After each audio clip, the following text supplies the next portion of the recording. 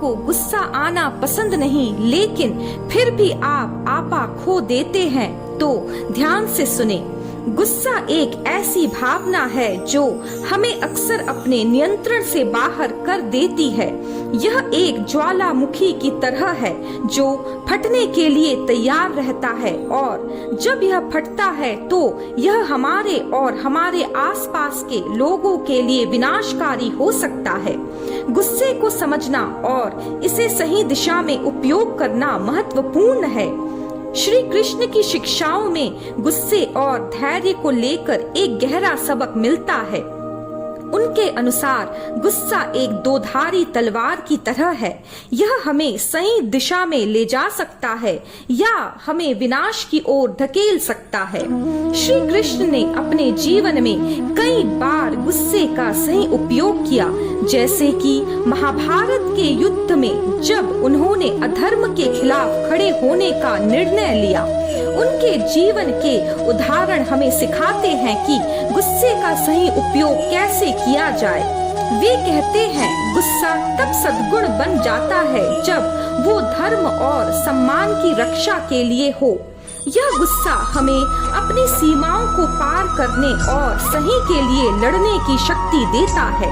यह हमें अपने आत्मसम्मान और दूसरों के सम्मान की रक्षा करने के लिए प्रेरित करता है। गुस्से का यह रूप हमें सही दिशा में ले जाता है और हमें अपने कर्तव्यों का पालन करने के लिए प्रेरित करता है।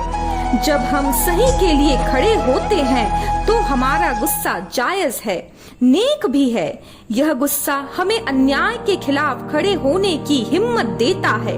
यह हमें अपने और दूसरों के अधिकारों की रक्षा करने के लिए प्रेरित करता है।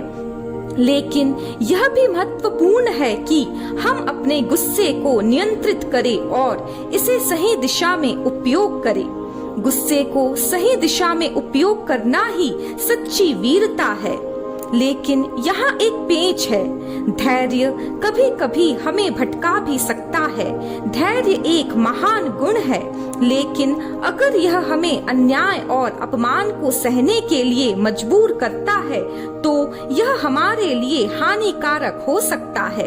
धैर्य का मतलब यह नहीं है कि हम गलत को सहन करें।